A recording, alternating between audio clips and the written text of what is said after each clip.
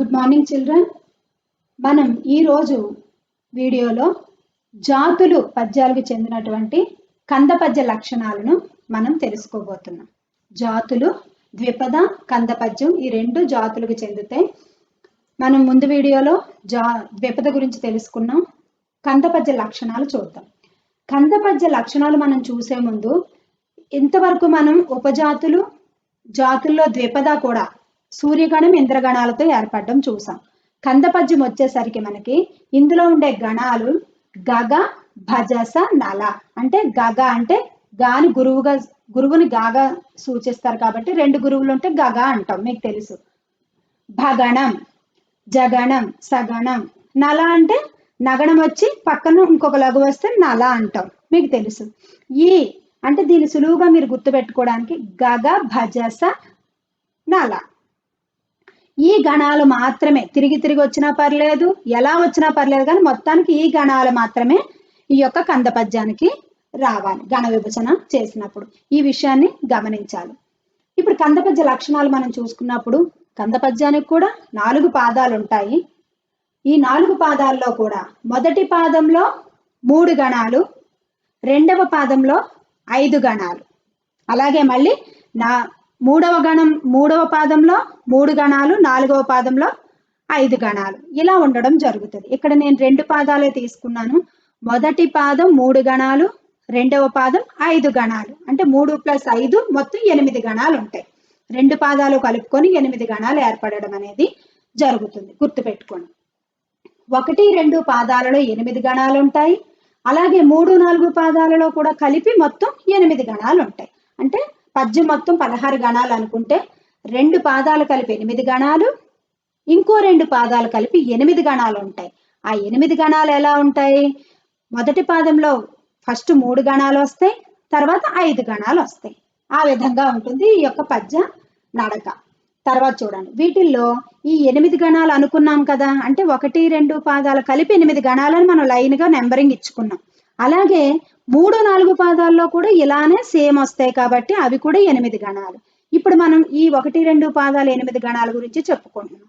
ఈ 8 గణాలలో మనం లెక్క పెట్టుకుంటే 6వ గణం ఏదైతే ఉంటుందో ఈ 6వ గణం ఖచ్చితంగా నలము కానీ జగణం కానీ రావాలి.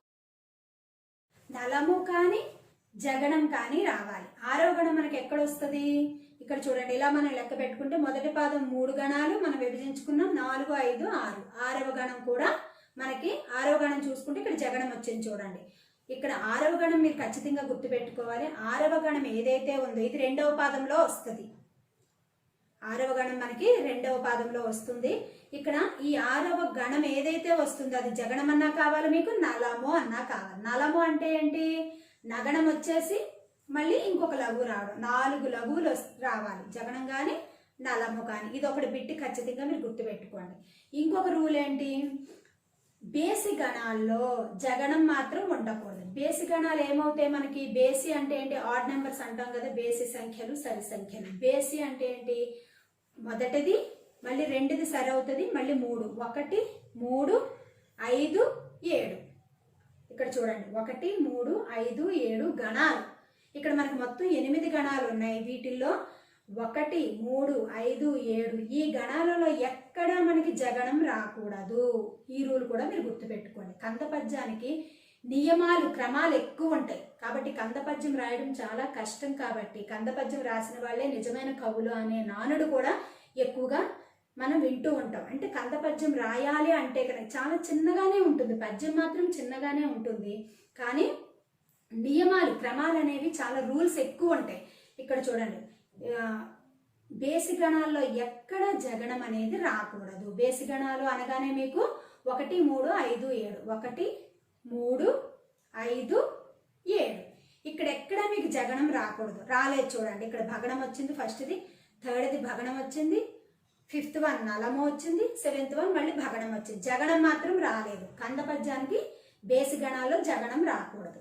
ఇంకొక నియమం ఏంటంటే 2, 4 పాదాల చివరి అక్షరం గురువే ఉండాలి. 2వ పాదం చివరి అక్షరము, తర్వాత అలాగే నాలుగవ పాదం చివరక్షరం కూడా మనకి గురువే రావాలంటే ఇక్కడ చూడండి చెన్, అంటే ఈ చెన్ రెండు కలిపి మనకి గురువుగా తీసుకుంటాం. ఇది పొల్లక్షరం కాబట్టి గురువుగా తీసుకున్నాం.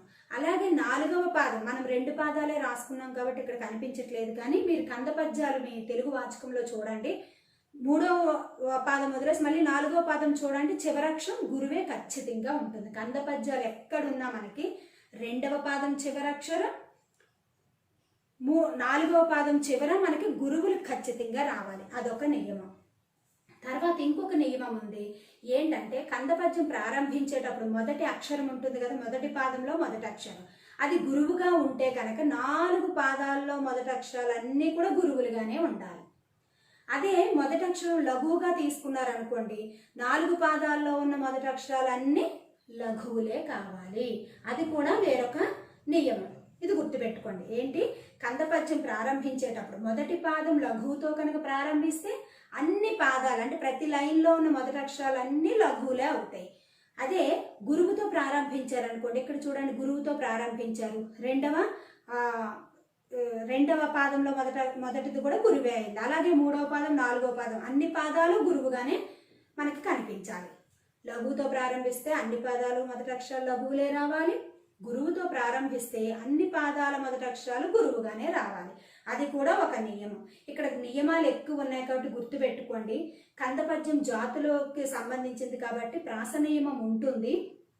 ఇక యతి స్థానం మనం చూస్తే కనుక వృత్త పద్యాలు ఉపజాతుల్లో చూసినట్టుగా మొదటి అక్షరం కాకుండా ఇక్కడ చూడండి రెండవ పాదంలో నాలుగవ పాదంలో, తర్వాత ఇక్కడ చూడండి యతి స్థానం మనం చూస్తే రెండవ పాదంలో ఉన్న 4వ గణం 7వ గణం, 4వ గణంలోని మొదటి అక్షరానికి 7వ గణంలోని మొదటి అక్షరానికి యతి స్థానం యతి అనేది చెల్లుతుంది.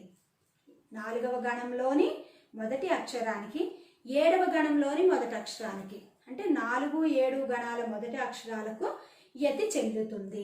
ఇలా కాకుండా కొంతమంది ఎలా చెప్తారంటే మీరు కన్ఫ్యూజ్ అవ్వద్దు, అది కరెక్టే ఇది కరెక్టే. ఇక్కడ మనం ఈ 2 పాదాలు కలిపి 8 గణాలుగా తీసుకున్నాం కదా, అంటే రెండవ పాదంలో మొదటి అక్షరం అవుతుంది ఇది. అప్పుడు 7వ గణం ఏదవుతుంది, 4వ గణం అవుతుంది.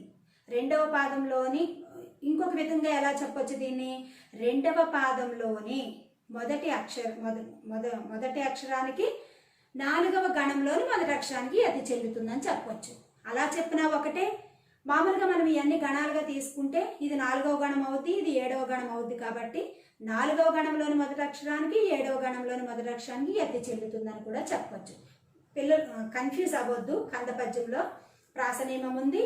8 గణాలు ఉంటాయి, అంటే 1, 2 పాదాలు కలిపి 8 గణాలు, 3, 4 పాదాలు కలిపి 8 గణాలుగా ఉంటాయి. ఆ 8 గణాలు కూడా మొదట 3 గణాలు ఉంటాయి, రెండవ పాదంలో 5 గణాలు ఉంటాయి, 2 కలిపి 8 పాదాలు.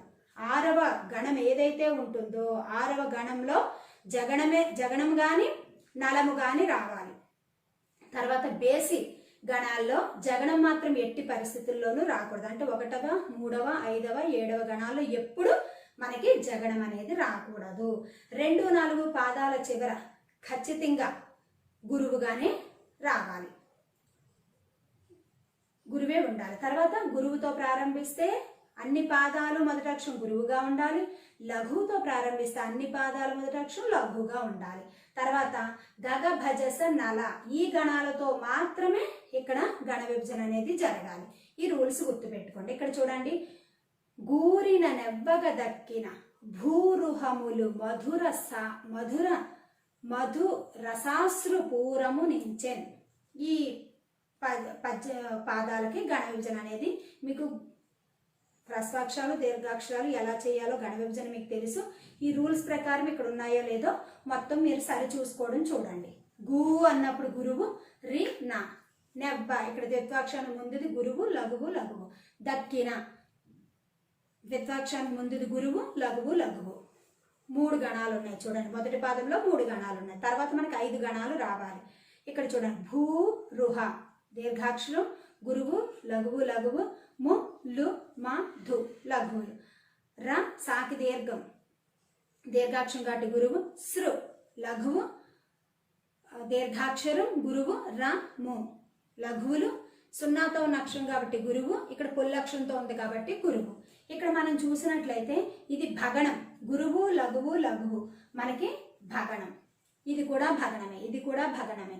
చూడండి ఇది కూడా భగణమే. ఇది నలము, నగడం వచ్చి పక్కన లఘు వచ్చింది కాబట్టి నలము. ఇది జగణం, ఇది భగణం, ఇది గగ.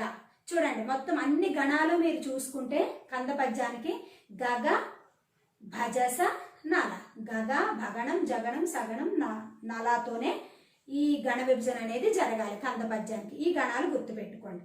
ఇంకా మీ తెలుగు వాచకంలో కంద పద్యాలు తీసుకొని గణ విభజన చేస్తూ మీరు